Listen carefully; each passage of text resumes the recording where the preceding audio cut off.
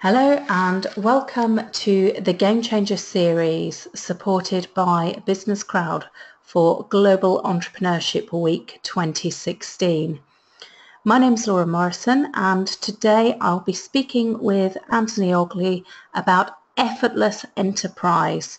So welcome Anthony, and really looking forward to what you're going to share with us today.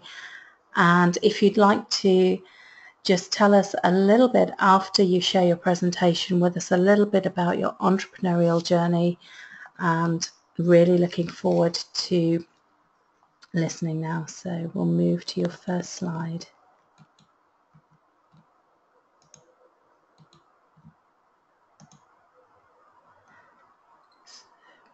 What is Effortless Enterprise? Okay, so Effortless Enterprise in essence means, moving from a culture or a way of being where we're used to striving for productivity, squeezing every last drop of effort, of capacity out of ourselves, of trying to be the one to make things happen, to get results, to really be put a lot of individual pressure on ourselves or our organizations to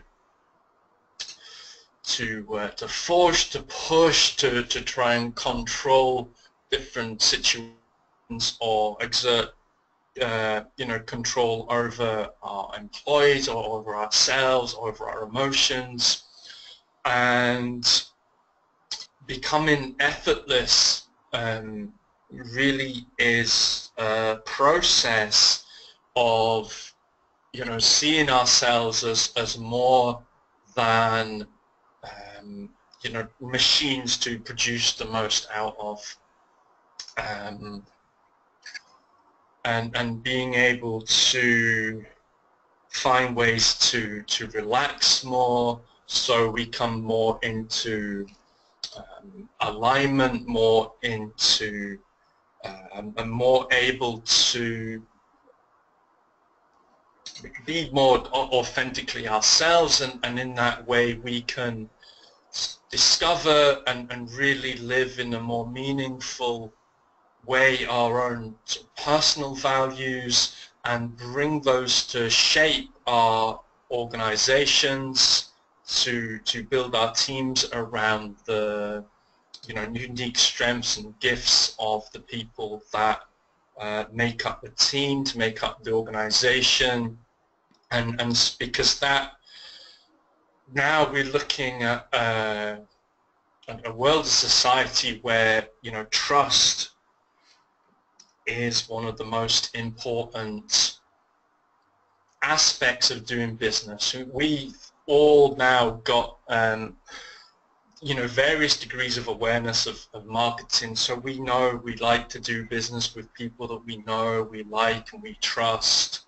It is being shown by the Elderman Trust Barometer, has shown that now sort of peer-to-peer, person-to-person connection is becoming more valuable, and more people place more faith in that than in information from from the media, from the government, or from experts in various places. So by creating our own creating an environment for ourselves where we can feel energized, where we can feel relaxed, where we're not completely pushing ourselves at the expense of our health or our relationships, our finances, to get things done. We then start to create environments that people want to work in. We start environments where people feel that they want to spend time, where they can show a little bit more of themselves, where we might find out you know, some of their gifts, some of their personality traits, and you know, bring out our own innate qualities of leadership, and by doing so, you know, really allow the autonomy and the leadership, the people that we work with and the people that we serve, you know, help them become more autonomous, help them make better decisions, rather than the, you know, previous view of having automatons show up to fulfill a particular role for a set number of hours, for a set number of time, and then you know, ultimately that becomes quite a damaging thing. So it's about taking the human element, actually that human intelligence that is there, and allowing people to express that and to use that, rather than looking at an overly standardized environment, creating an organic environment where people can thrive rather than survive. Absolutely, and the, you know, the thing with organic environment is, you know, we're looking at bringing in the, you know, principles of life, principles of nature into that. You know, we all go through as people our own seasons. So there can be, you know, there are times of the day, times of the week, times of the year when, you know, we need to be all in. We need to like really give everything to work really hard, and then, you know, there's times where we need to rest, and often in those rest spaces, that's where the, you know, a lot of the best creative ideas come from. You know, it's really in when, you know, when I ask the people that I work with, so you know, where do you get your best ideas from? And it's incredibly rare that people get their best ideas from being stressed, from sitting in front of the computer. You know, you know, some people get their best ideas in the shower, you know, on their journey to work, taking walks in the out in nature, and it seems somehow, you know, lacking in intelligence and general sense, to then not bring to when we know people have their best ideas in those situations, to not bring that into our working environment. Yeah, to very much take a whole person approach. And absolutely, I agree with you. I think the best ideas do come when we're in that fairly optimal performance. I use a lot of sporting analogies in my business, but when you're playing sport, your optimum performance comes almost when you're unconsciously performing. You're not having to think about, and as you say, push and strive and force an effort. You're actually just in a relaxed state of readiness. Absolutely, and I think one of the things, I was writing something on this yesterday, is the difference between the impression and the reality. You know, and to use the sporting analogy, you know, we look at, say, a football match. You know, you're 1-0 down, there's 5 minutes to go, and you know, we'll have the commentator tell everyone that you know, the team are chasing a goal to draw the game. But I notice is that when it looks like, to me, like the team are chasing, that's when they tend not to find the goal to equalize. Yeah, and I think that brings us nicely to the challenges that I know we've discussed before, that can present when people don't embrace, and organisations don't embrace, this holistic approach to culture and allowing within an organisation.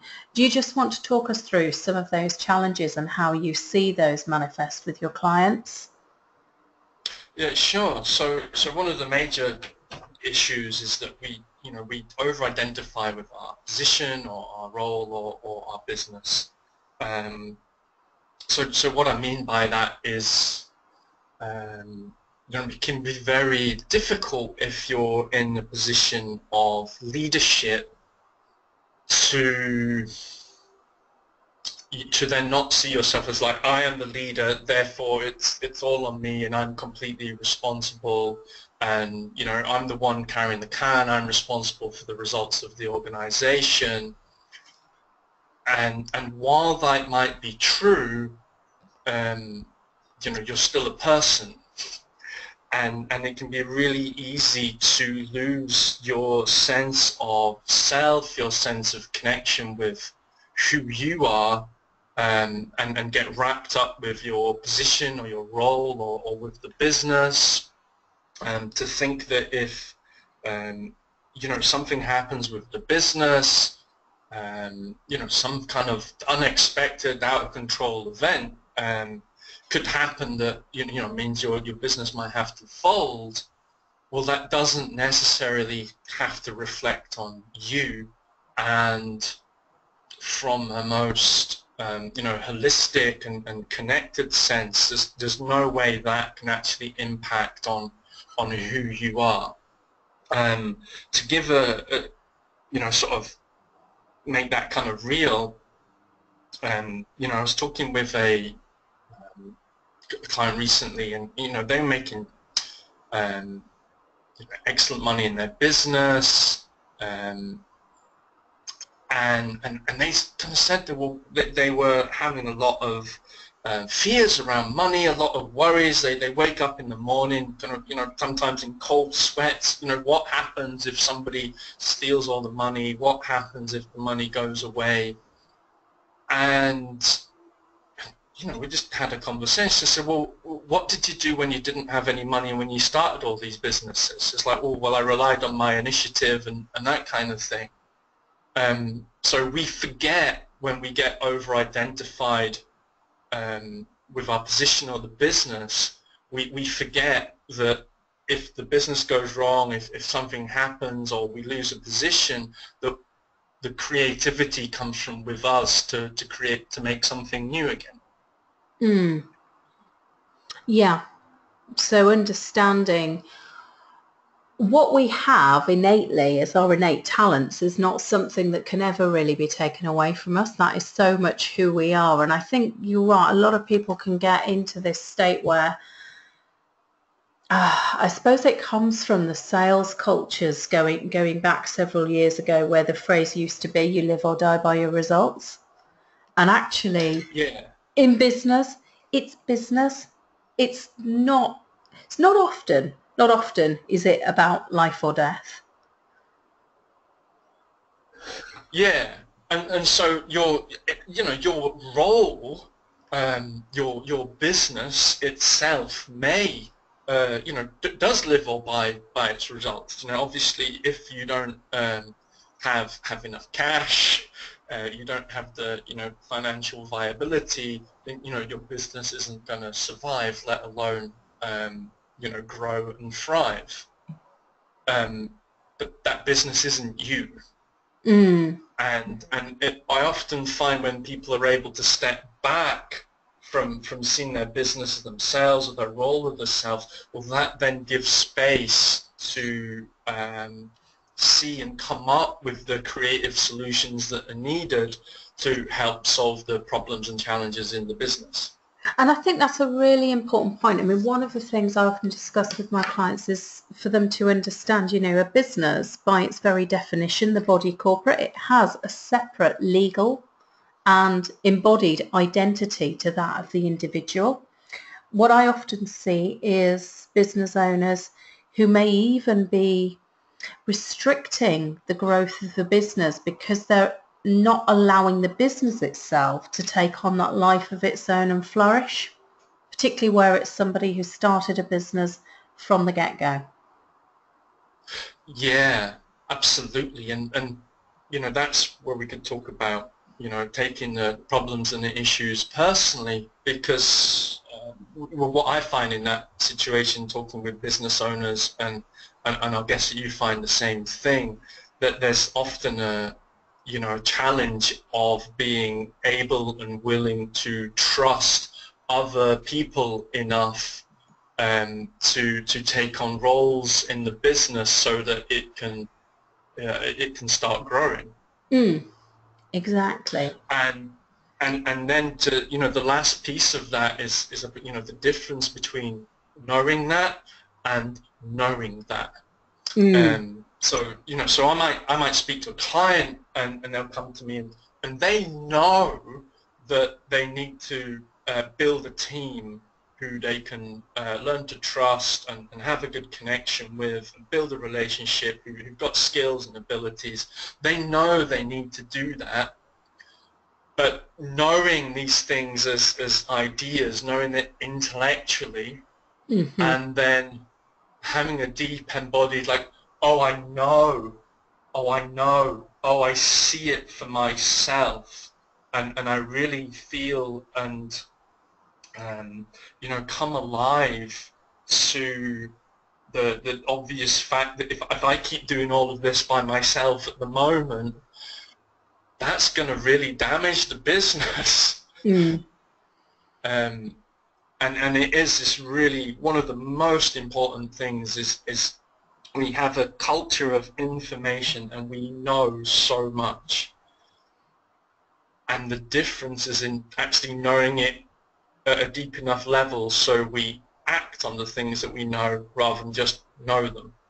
Absolutely, absolutely. And it's a huge step for business owners, particularly in those early days of taking on employees, having that trust, and as you say, knowing beyond the intellectual level what's needed to allow the business to actually move forward independently to a degree. So how, for people who are in, I guess, that old way of being, that stuck way of being, the over-identification, how can you facilitate change? How can they facilitate change for themselves? What do they need to be looking at to shift? So one of the most fundamental changes you can make is understanding what I've learned to call as the connection between thinking and feeling.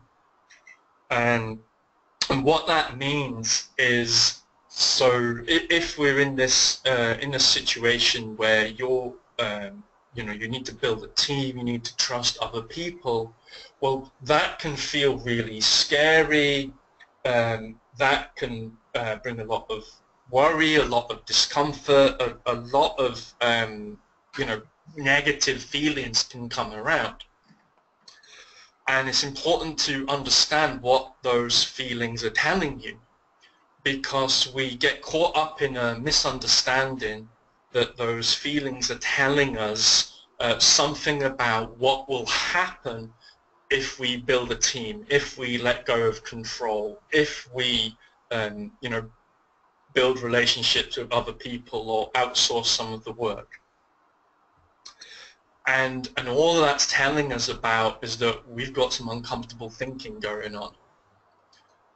And when we realize that all our feelings are telling us is about our thinking, that enables us to say, well, actually, this is uncomfortable, but I know it's the right thing to do.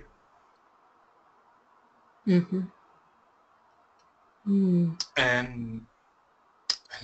then, that's the second thing there.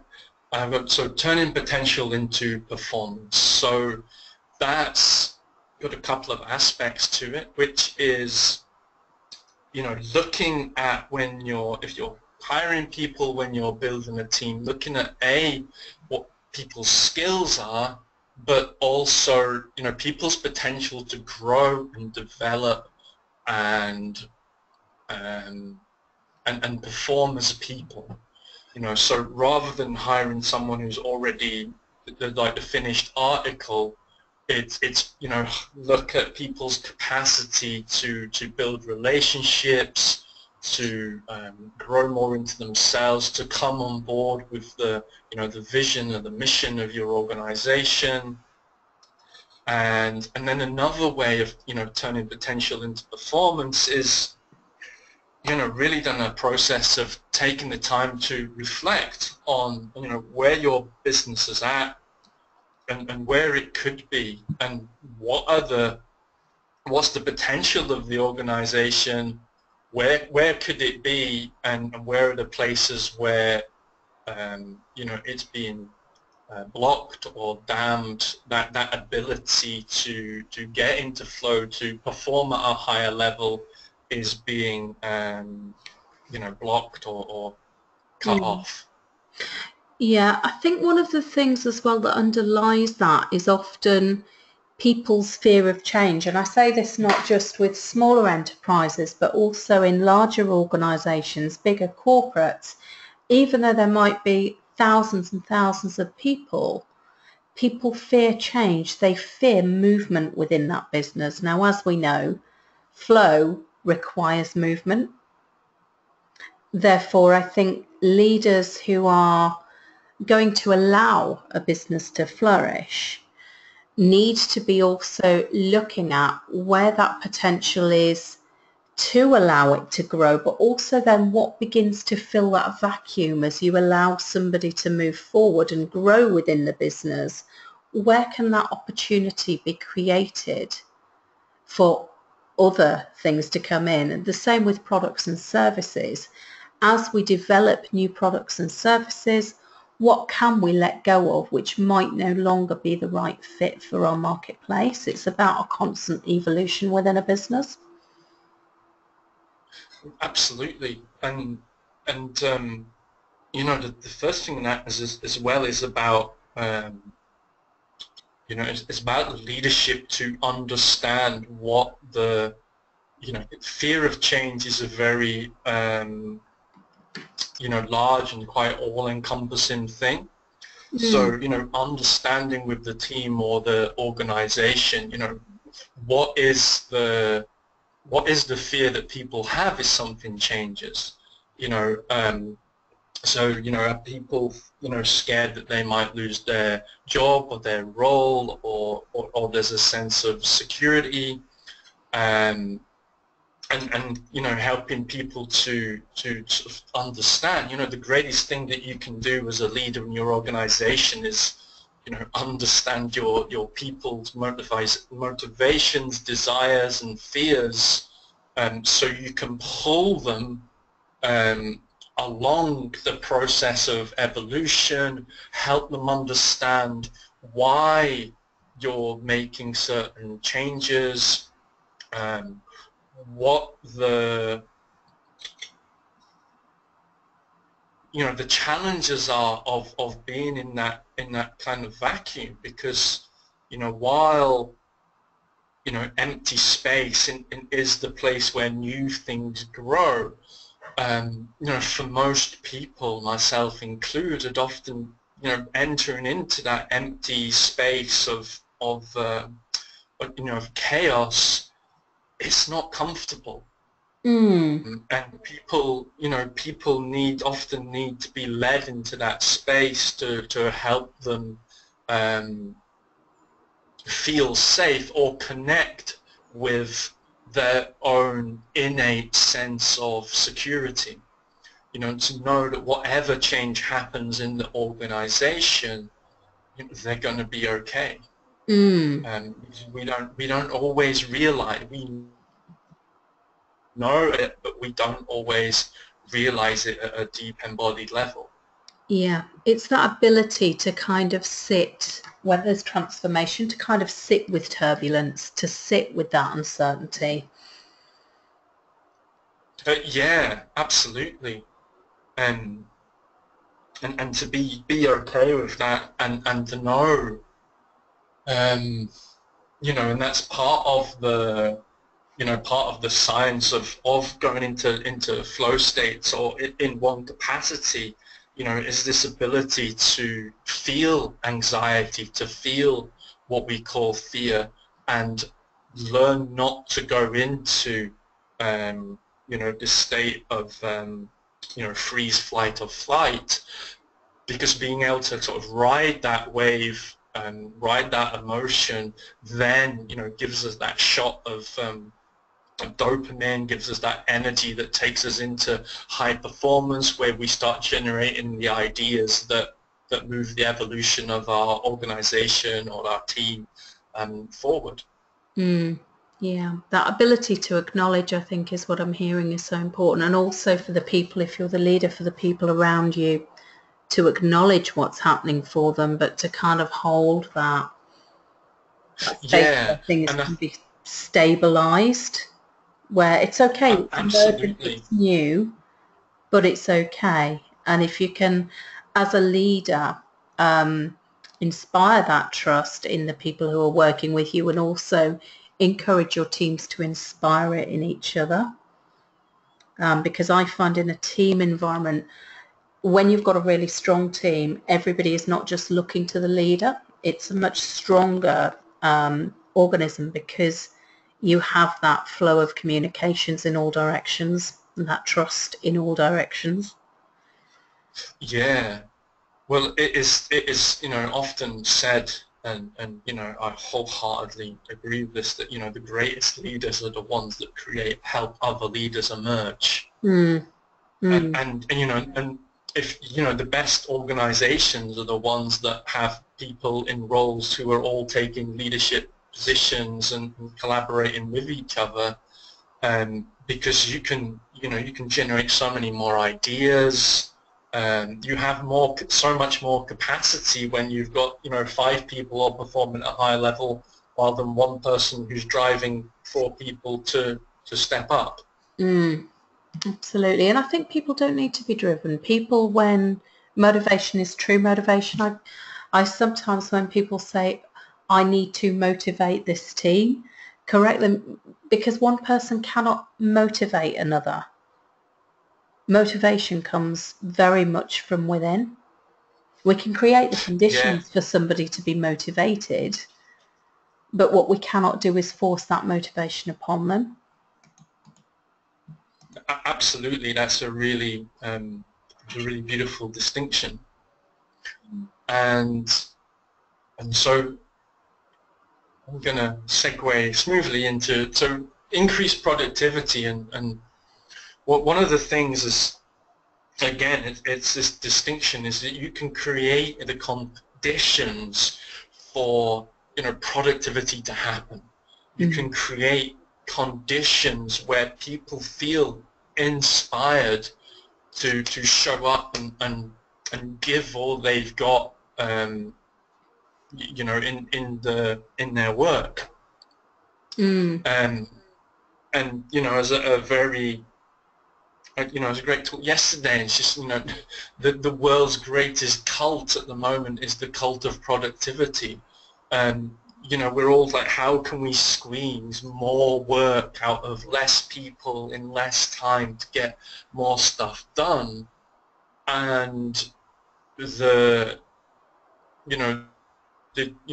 non-intuitive but very intuitive answer to that is slow down and stop trying to work so hard.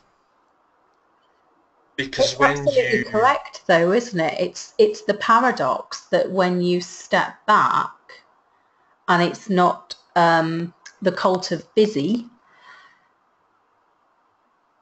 then that's when actually bigger advances, bigger strategic leaps can occur.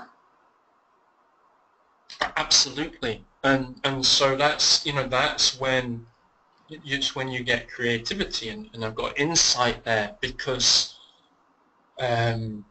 it's your own insights or the team's insights that have the ideas, and they only come from inside you. There's a lot of things in business in terms of expertise and knowledge and information.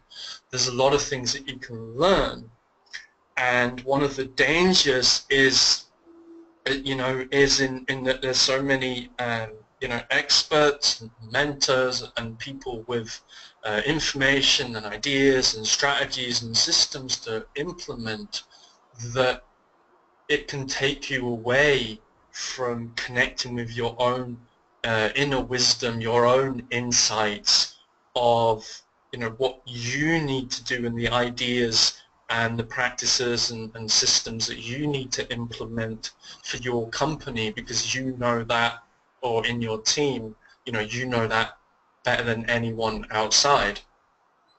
I think that's a really interesting thing, actually. I can very much relate to that, because when I came out of industry and I started my business, most people at that point in time would be consuming and reading as much as possible. And I actually, I suppose, to borrow from Paul Arden, whatever everybody else is doing, do the opposite, and consciously chose not to read business books, probably for a period of about 6 months, just because I wanted to have that experience of my own insights without any filtering, things coming through from outside, having been in an environment where everything was told, given, laid down. It was really important to do that, to allow things to emerge in their own time. Yeah, it makes a really, really big difference. It's one of the biggest, traps that I've fallen into in my own business, was trying to follow everybody else's, and, and with, the marketplace now is just your authenticity, your truth, your passion, your uniqueness is what people want to do business with, and diluting that down from the from the outside, because is what everybody else says or everyone else is doing. It's like doing the very thing that stops you, stops you thriving. Mm. And yeah, becoming comfortable with chaos, which is in a way is all sometimes errantly uncomfortable. And what I mean by chaos, because there's all kinds of ideas of what can look chaotic, because that can be, fast moving. But I look at the chaos in terms of the original, Greek definition of empty space. And, empty space is the place where miracles happen. Mm. And so it's being comfortable with not knowing what's going to happen next.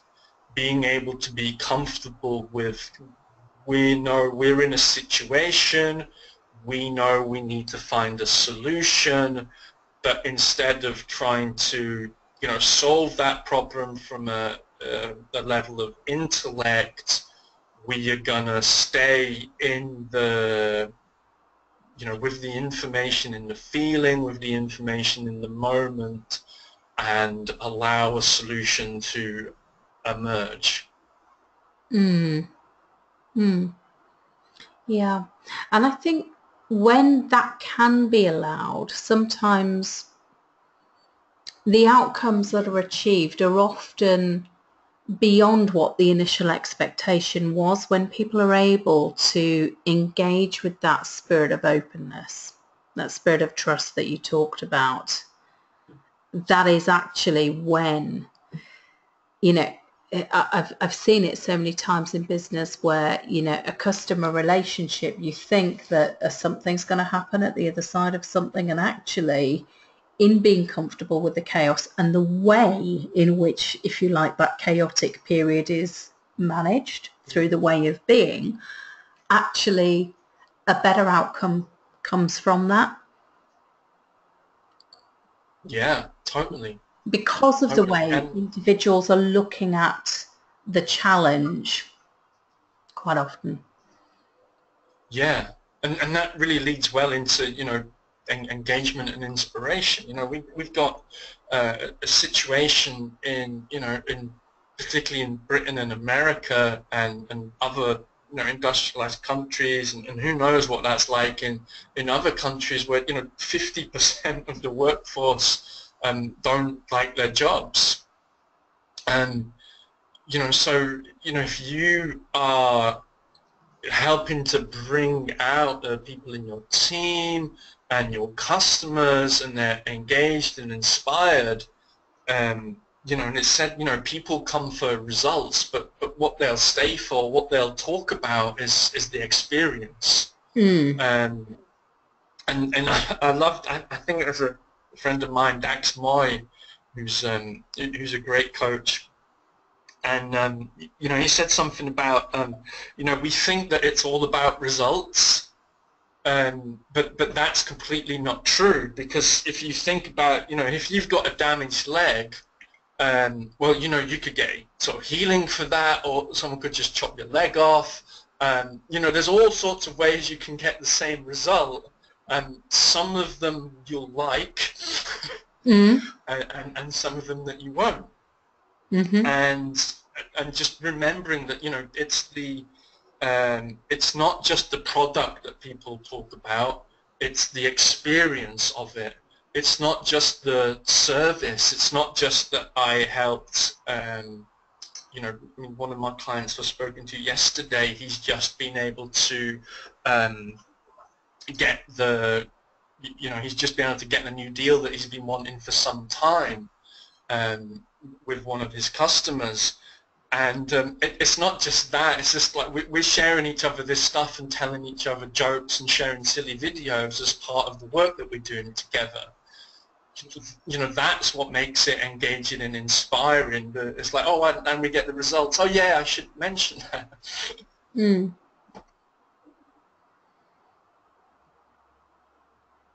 Yeah. Okay.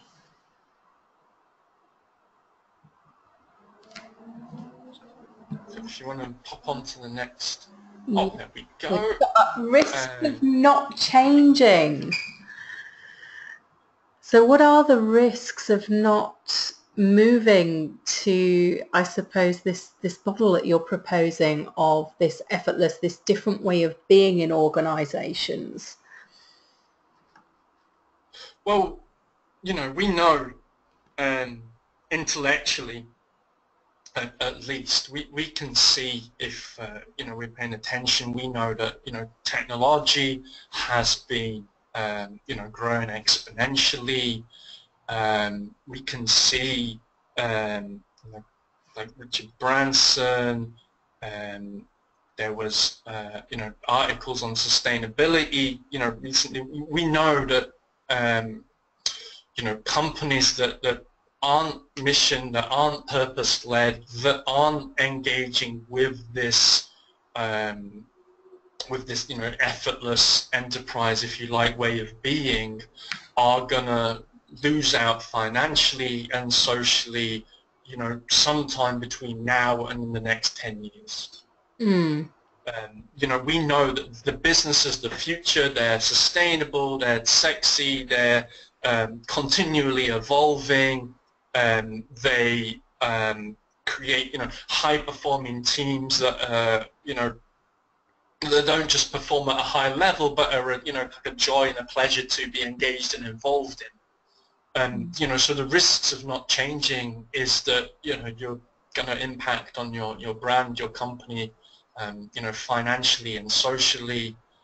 You're going to, you know, if you're, you know, trying to do all of this alone, and even if you are like myself at the moment, I'm still a one-person company, but, you know, you know, building and creating a lot of relationships, a lot of collaborations between people, you know, so that I can get access to ideas, so that I can get access to, you know, access more of my potential by being engaged in, you know, teams and collaborative environments. And, you know, not only do you grow through, you know, you grow through connecting, through learning, through building your business, but also through, you know, growing and developing a team, going through the experiences of finding out the people that you really connect with, you know, sometimes through going through the painful experience on your team where it doesn't gel. You know, you get to find out who you are in those situations. Absolutely. I think there's a lot you're saying there that does echo experiences, particularly around fuzzy organisations. I think the boundaries between organisations are changing. You know, certainly 10, 15 years ago, a lot of the talks around it moved from supplier relationships to partnership relationships. I think we're seeing that more and more. And as you say, when you've got 50% of people not enjoying their jobs, actually what that means for the workforce that are about to come through, the millennials and beyond, is they're a more sophisticated type of consumer. They've grown up with social media, they've grown up with transparency, and they will hold organisations accountable, not just for the products that they produce and what's consumed, but the impact that that has on people and planet,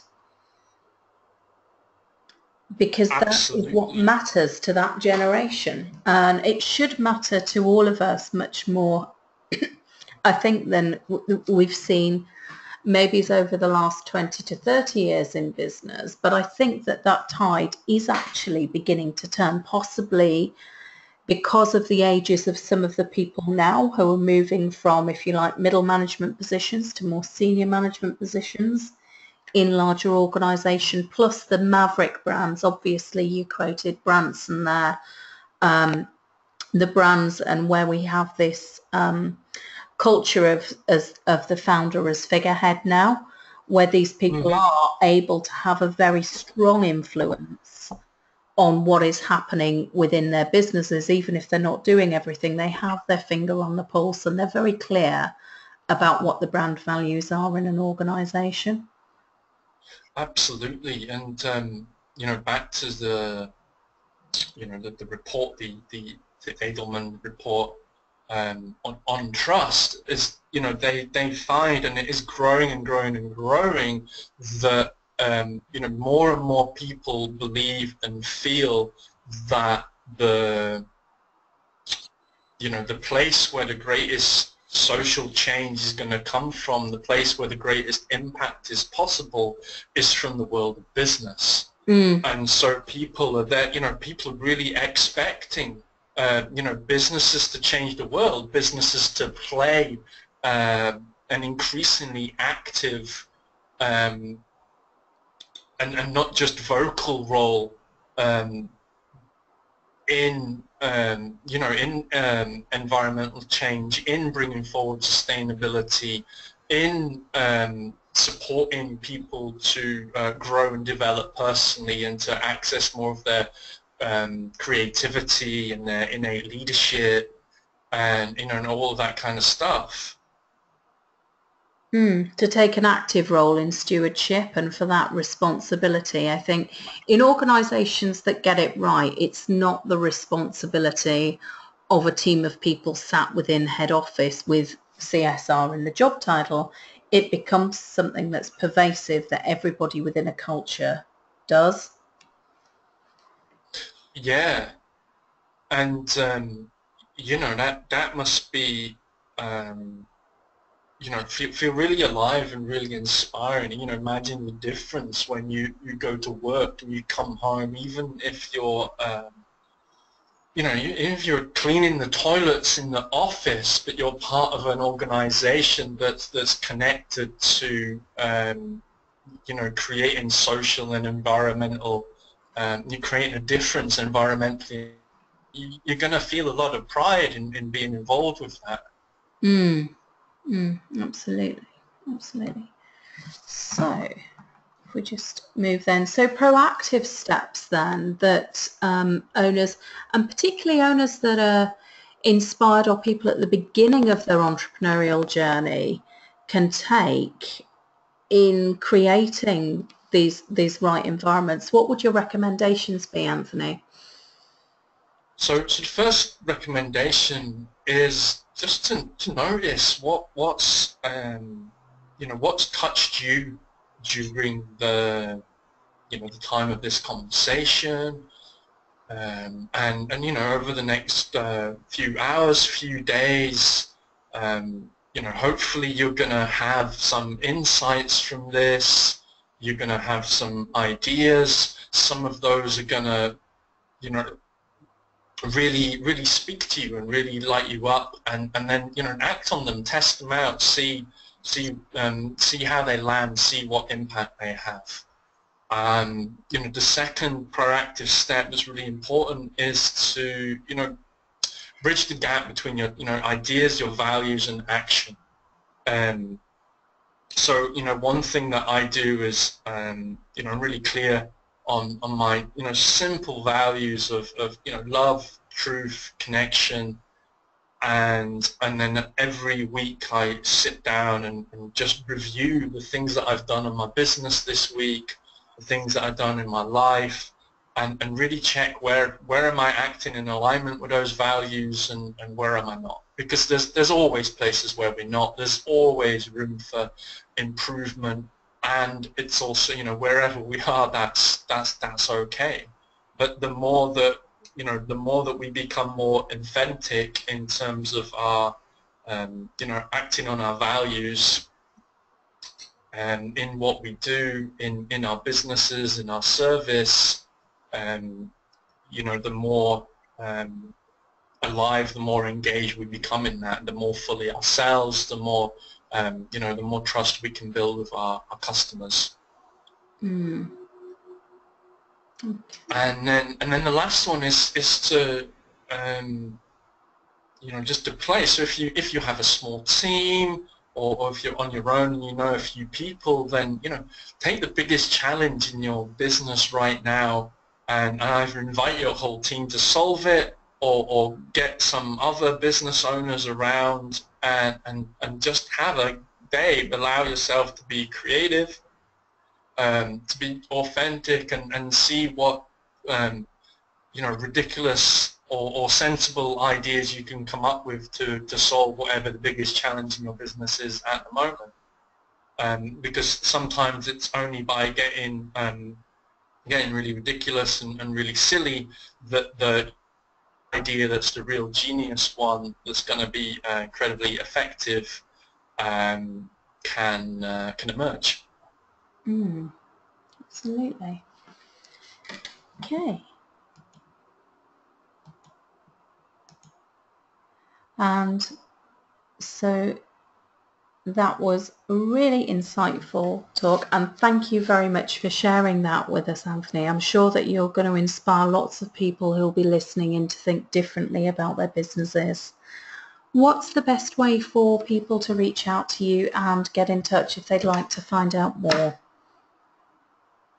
You can contact me on my website, anthonyogley.com, and I'm on LinkedIn, and I'm very active on Facebook, and all of that is currently under my name. So reach out to me and connect at any of those places. I'd love to hear from you. Wonderful. And any plans to do anything further with this writing on the subject, or are you specifically looking at taking this work into organisations at the moment? With writing on the subject? Mm-hmm. On the stuff that I've said, well,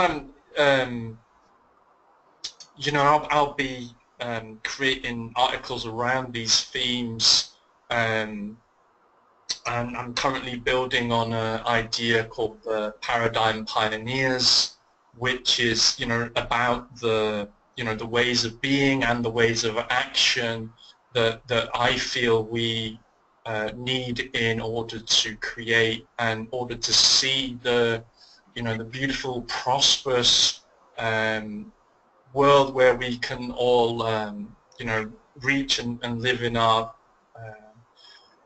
full potential, as kind of vague and woolly as that sounds. Mm-hmm. And really bring that into life, because we can bring all of who we are into the world. Something tells me that that's what makes the world a more beautiful place to live in. Wonderful, wonderful. So yeah, the best place to follow them for that, www.anthonyogley.com. anthony's.com and Anthony's LinkedIn page to connect with him. So thank you very much for agreeing to participate, and I look forward to seeing more of your work emerge in this area.